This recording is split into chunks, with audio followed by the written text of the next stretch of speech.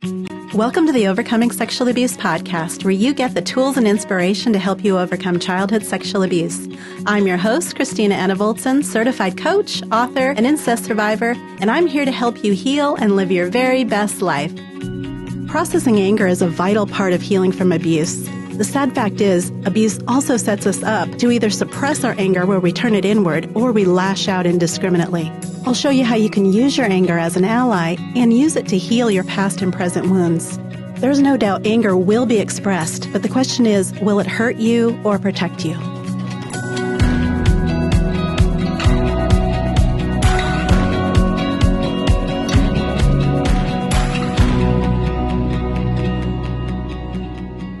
There was a period toward the beginning of my healing when the memories and the emotions were all coming up, and I felt angry all the time.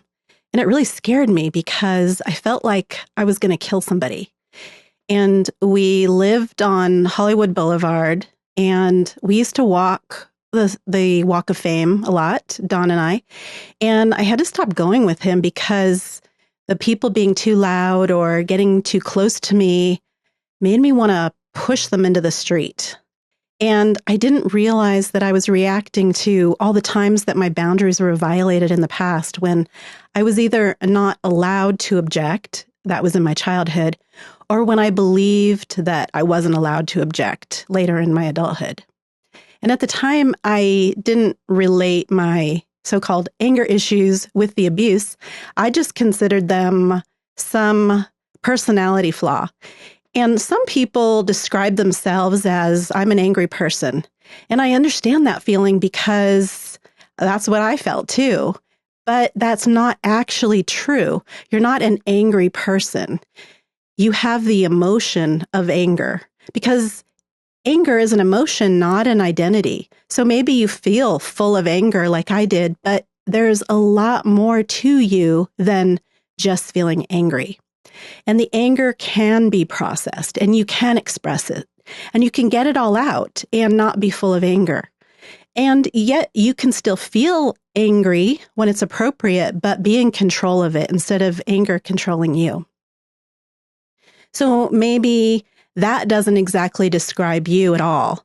Maybe you suppress your anger. Maybe instead of owning it, you use euphemisms for anger. You might say, I feel frustrated or irritated or annoyed, but you don't say, I feel angry.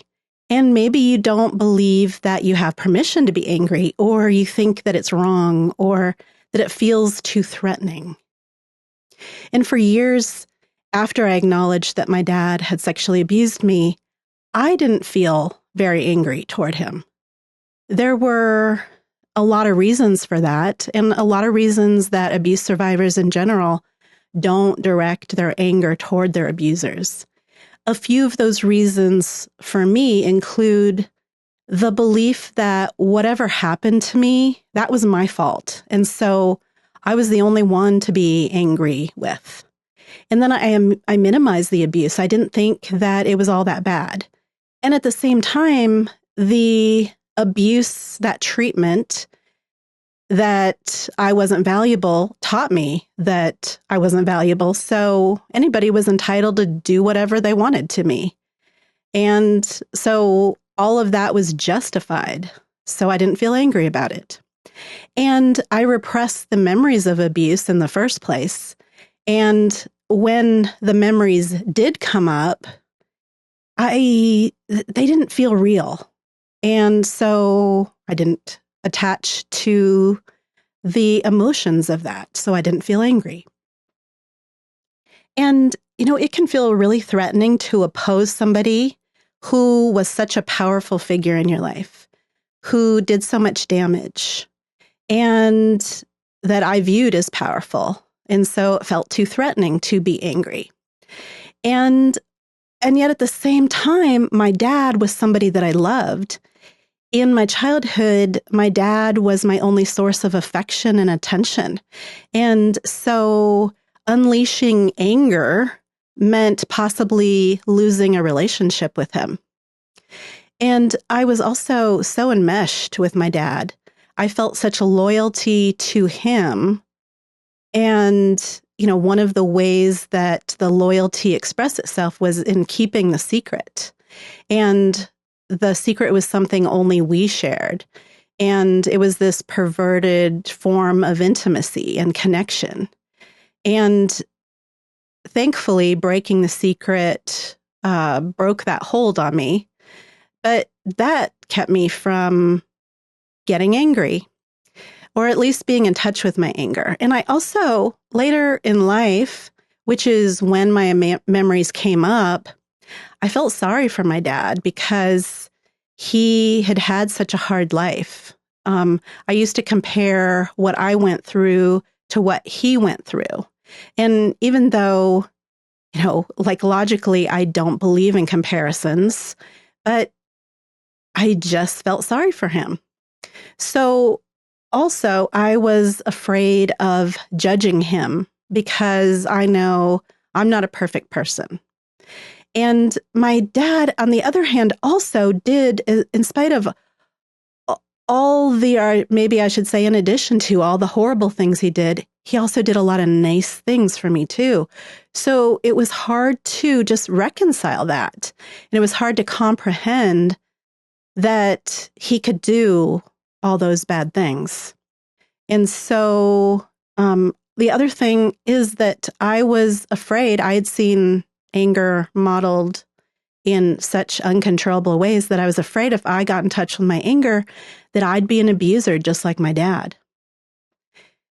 So if you have suppressed your anger, as you heal, you might notice anger surfacing. And it feels horrible, but it's a real sign of healing. It's really good news. It's an indication that you're turning toward yourself and you're connecting with yourself and you're recognizing that you're valuable and you're worthy of protection. It doesn't feel great, but it's really great. And so a lot of survivors of abuse associate anger, like I did, with fear and pain and being out of control, or with emotional violence or physical violence. And my dad used to rage, and I got some messages about anger that it was dangerous and it was wrong. And the truth is, anger is only a feeling. And having an emotion is not harmful. It is not dangerous and it is not bad. It's what you do with it. Because anger is meant to be directed in ways that are constructive, not destructive. And anger is a signal to defend against harm, not to cause harm. And so we'll get into exactly how to do that.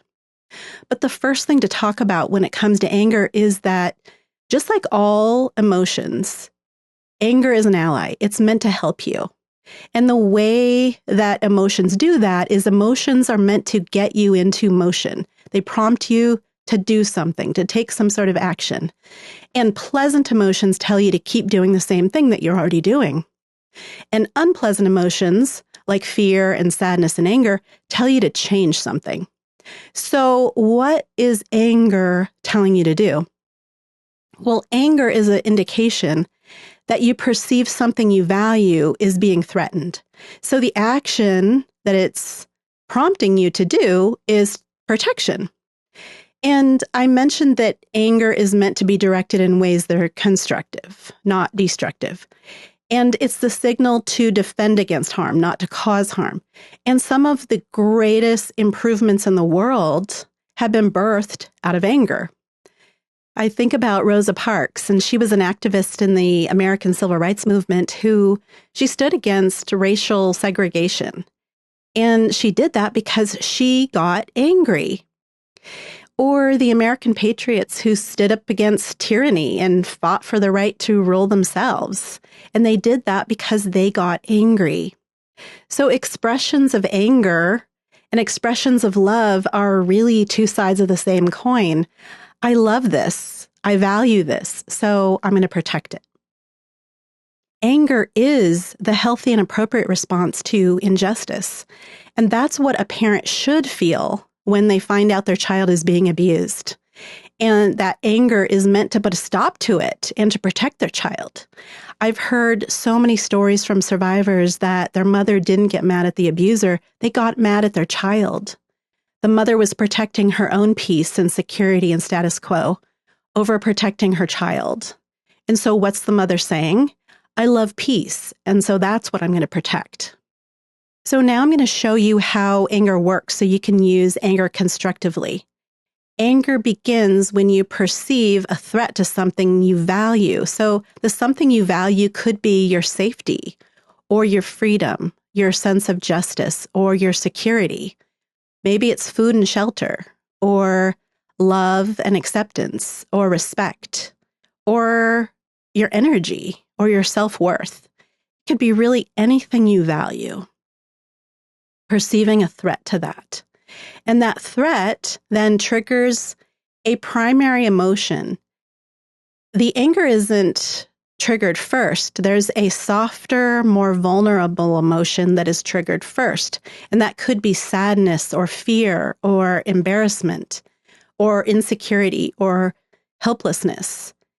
And then anger arises. And yet, anger is often, it feels so strong. It's such an assertive emotion that it hides the softer, more vulnerable emotions. You might not even be aware of any other emotions under that anger. Anger kind of pushes through that and says, step aside, I'm going to protect you, I've got this. And so keep in mind, here's the order that it happens. A threat is detected, a primary emotion arises that's a vulnerable emotion, and then you sense the anger. And so you can imagine that your emotional response to threat is like this iceberg. Picture this iceberg. And the tip of the iceberg that you can see, the part above water, is the anger. And that's often the only part that we notice. However, under the anger, under that water, the part that isn't always visible are the more emotions that are vulnerable, like pain or fear. And you can think of this also like the mama bear energy when her cub is threatened, and she's fierce toward the threat, but she's soft toward her cub. And that's often the missing piece of processing your anger. You might present as fierce or strong toward the threat, but not then turn inward toward the part that feels vulnerable. It's really common that when you feel that threatening, vulnerable feeling, that you want to feel strong and present as strong, and you don't want that soft underbelly showing. And sometimes you want to hide that even from yourself. You don't want to acknowledge that you even feel that. And so you don't take care of that part. You don't have empathy, and you don't offer yourself comfort. And the best way I can illustrate that is with my daughter, Bethany. When Bethany disclosed her abuse to me when she was 19, in the moment of disclosure, I was comforting and I was soft with her. But I was also livid with my ex-husband. And I confronted him, and I wanted Bethany to report him, and I wanted him to pay for what he had done. But Bethany didn't want to report him. She did end up reporting him 5 years later, but at that time of disclosure, she wasn't ready for that. She wanted support, that softer side of me, not the fierce protector side. And I just wanted to go off crusading for justice.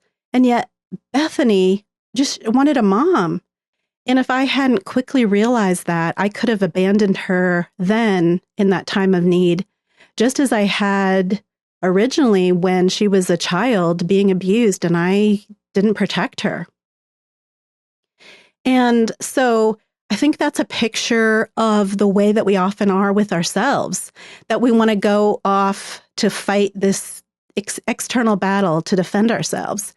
And that's really good when it's done in a healthy way.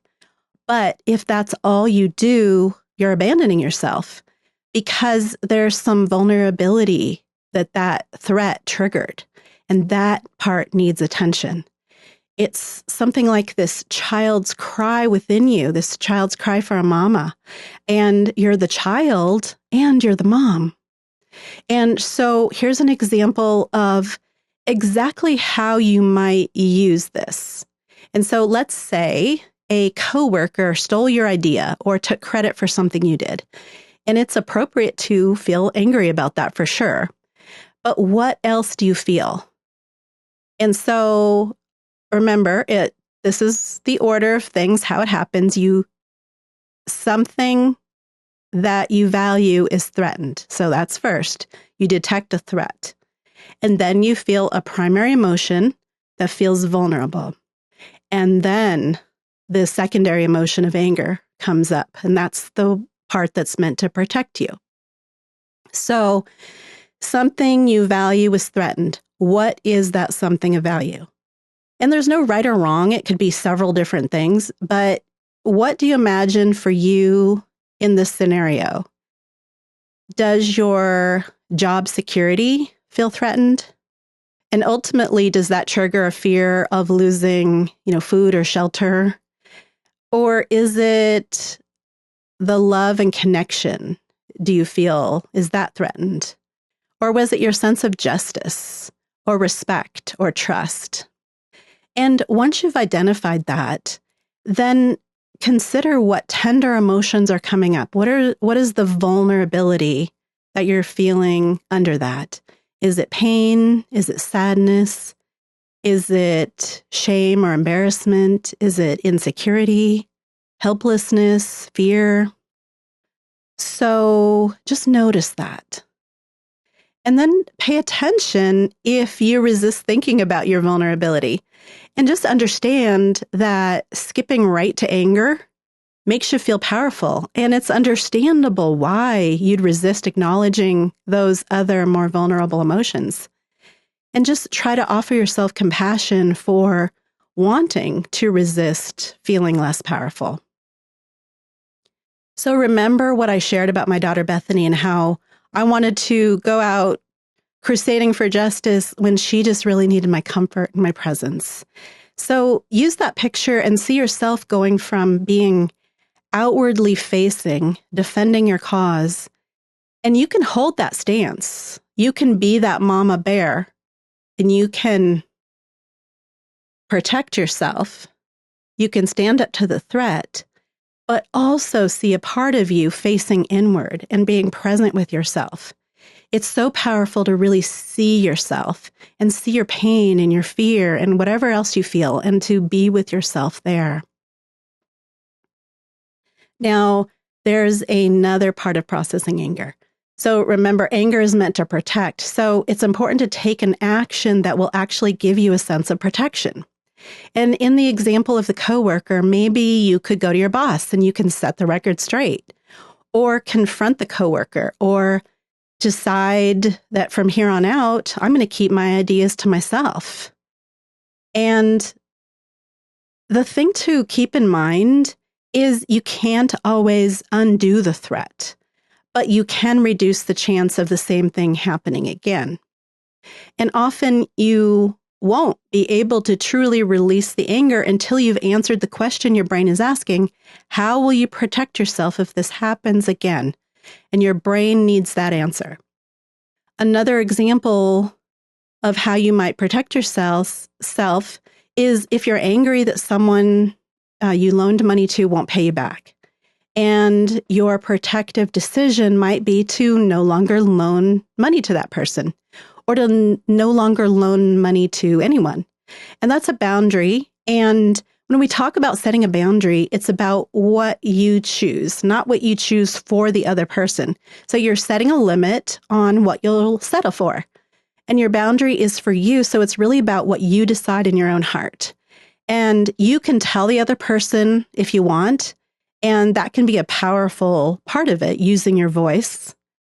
That can feel really good. But the important thing to remember is that a boundary is for you. It's in your heart.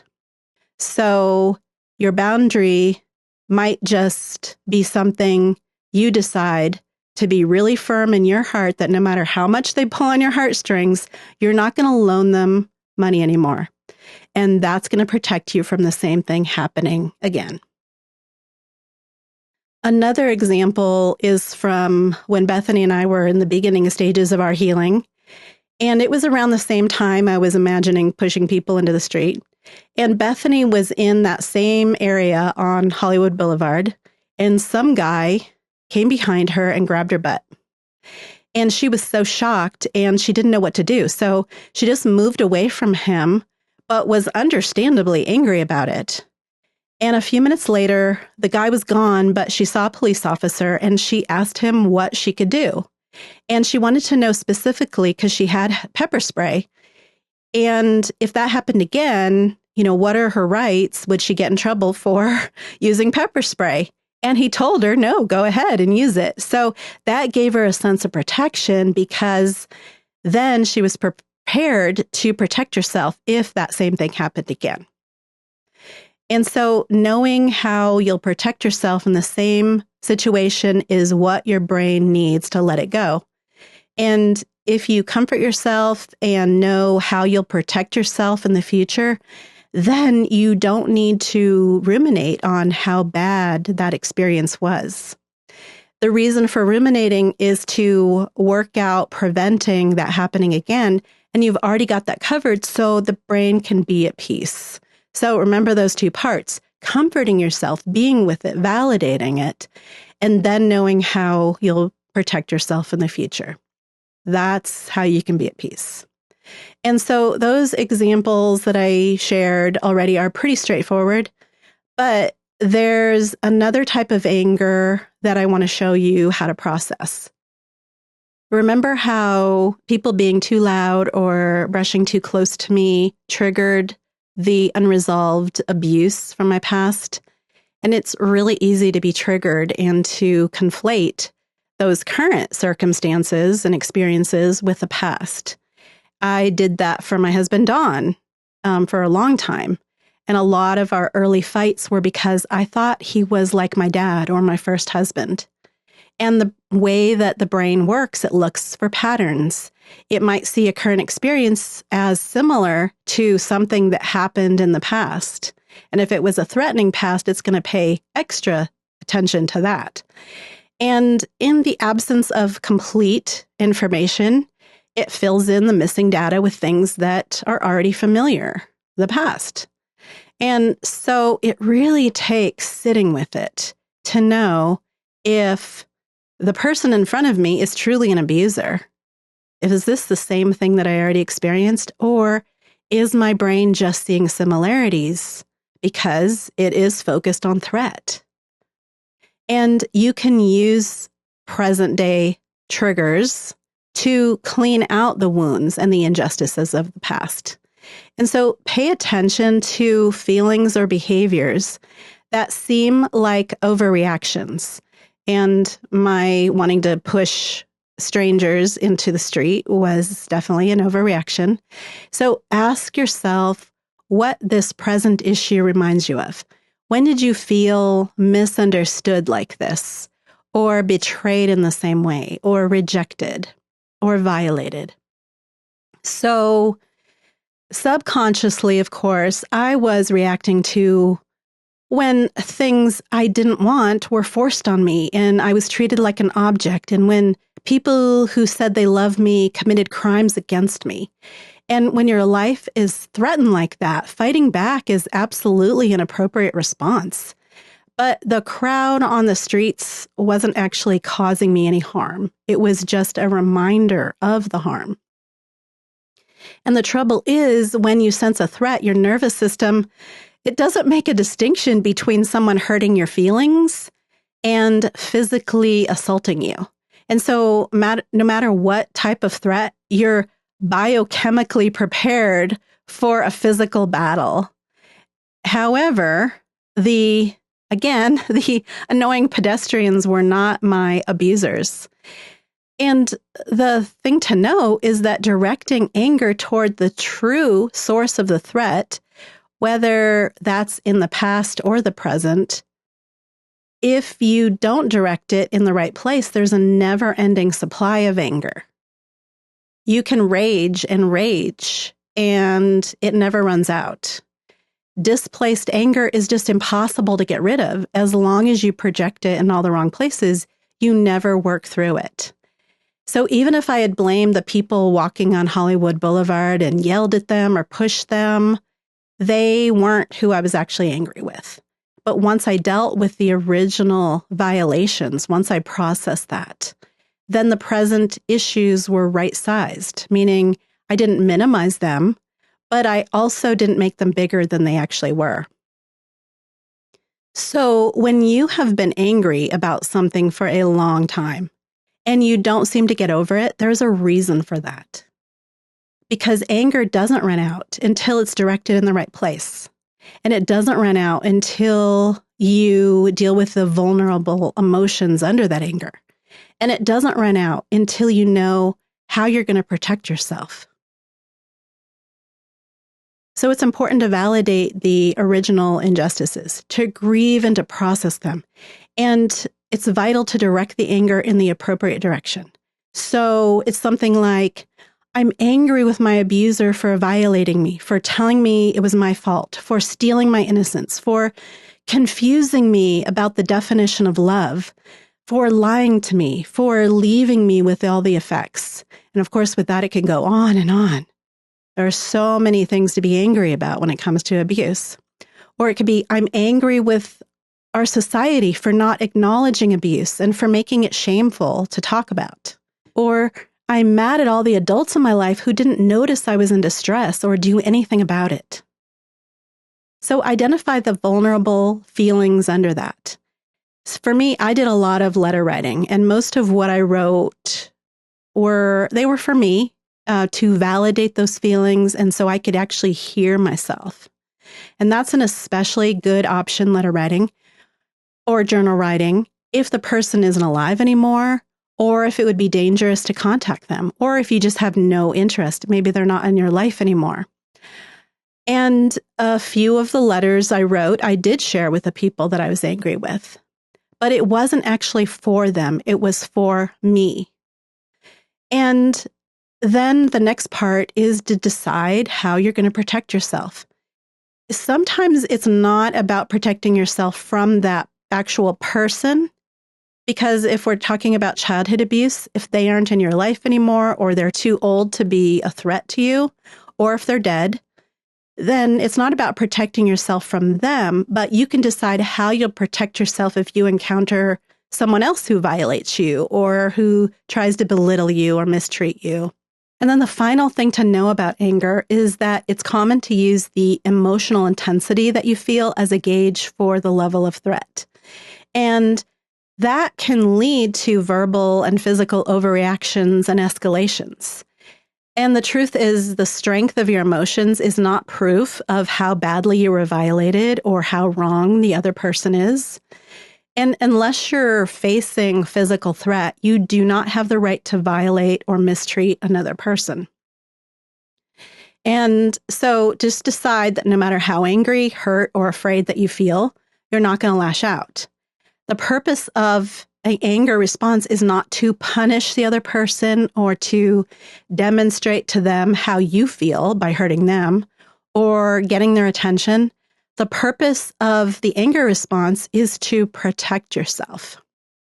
And so anger warns you of an injustice or violation, but it's triggered by even perceived injustice or violation. And each of us have rules for how things are supposed to be. And you might recognize these rules from what you get mad about and what you think others should do. And it's just important to acknowledge that you don't have a right to impose your rules on someone else. However, you can set appropriate boundaries when their rules conflict with your rules. If they're okay with cheating on you and you're not okay with that, then you can do something about that. You can't control them, but you can control their access to you. So for just regular conflict that isn't about abuse, I highly recommend listening to episode 25. Well, thanks for joining me today. If you want to keep an anger cheat sheet with you to help you process through your anger, you can download that for free. Go to the show notes page at overcomingsexualabuse.com/027. And when you download that, be sure to accept my invitation to subscribe to my emails. And I'm going to send you lots of helpful healing information and tips and resources. And I'm bringing you lots more on healing and boundaries and self-care and family dysfunction and so much more. So be sure you're subscribed to the podcast so you don't miss any of it.